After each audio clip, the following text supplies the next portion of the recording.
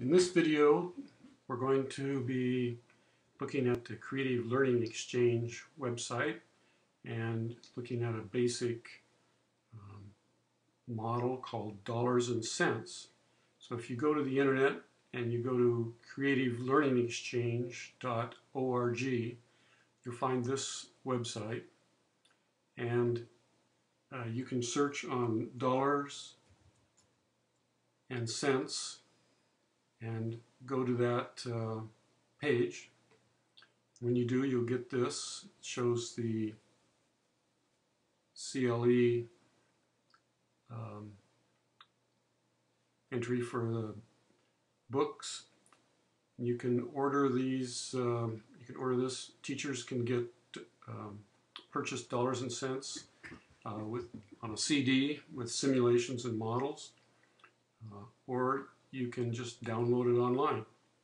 So these instructor guides and student worksheets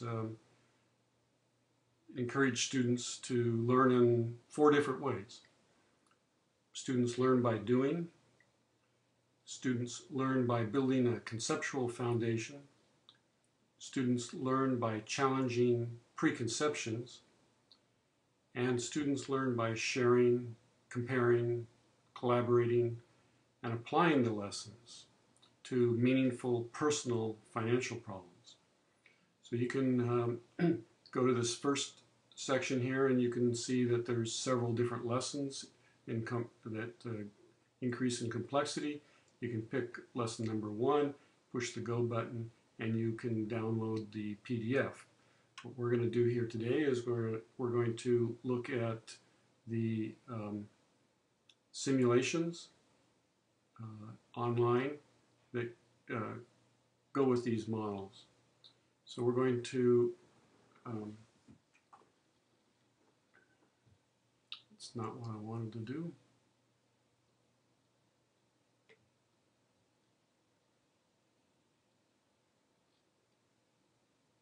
Oh, here we go. I have to click up here on simulations and then go to lesson number 1, and that shows the simulations here, and they use the ICE player running over the internet, and you can see here in lesson number 1, can I manage my money and my music? So this would be the worksheet in the PDF that you can download. This is the same information that's on the worksheet that you would give to the students. So there's a little scenario here, a little story. You push the next button. Students can get online and do this. So as the instructor, you can show them how to do this. And down here at the bottom, you can pick regular savings, managing your money and your music so that you're going to do both.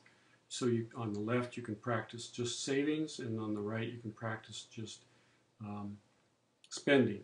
So you can see how each one goes. So gives them some goals. Now here is where you want the student to select. You can select these different buttons, and you can see that the student has to pick one of these. Now if they pick none, if they leave it at none, that's the default.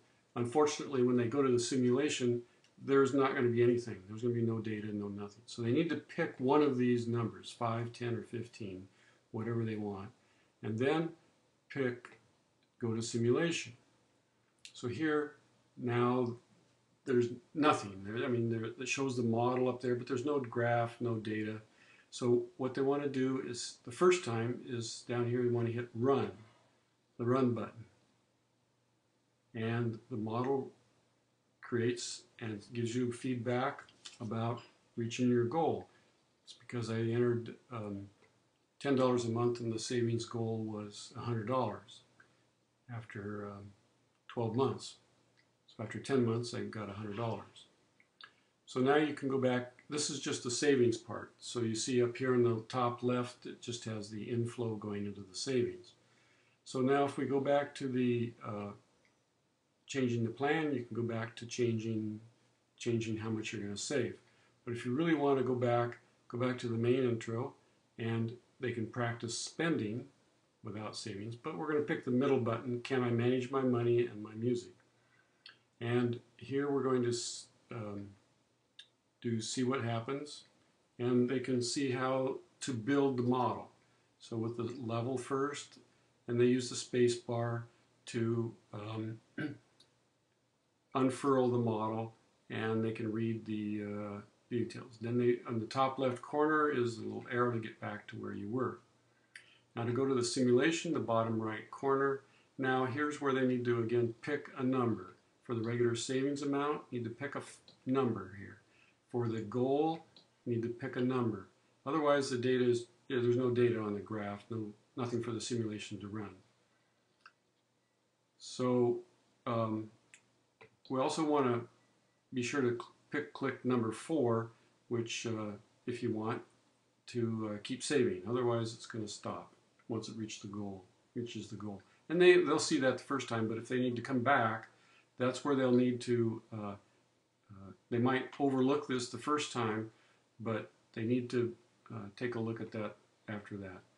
Okay, so they get here, and on the left now is the run resume button. There's nothing here.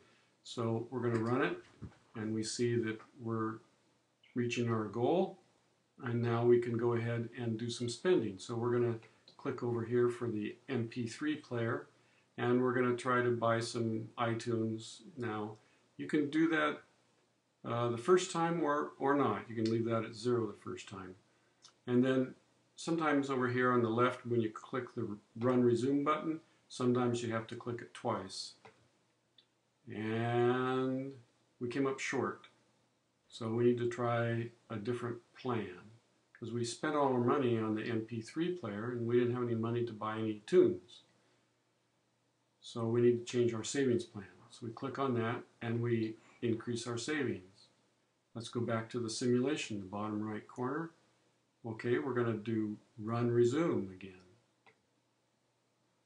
There it goes. Oh, we're going more. We got our goal faster. Okay, good. Now we're going to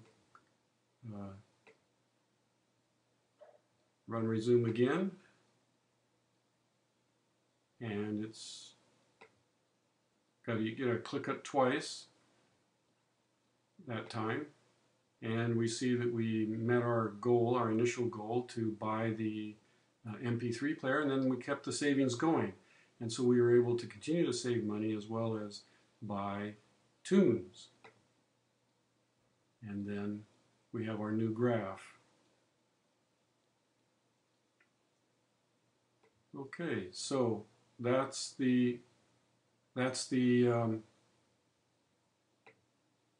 our introduction to how can I manage my money and my music, as presented by the Dollars and Cents book on the Creative Learning Exchange. This lesson was put together by Jeff Potash and John Heimbokel, and they copyrighted it in 2011. This is an example of how to use Creative Learning Exchange information and lessons to create a video and share over the internet with others.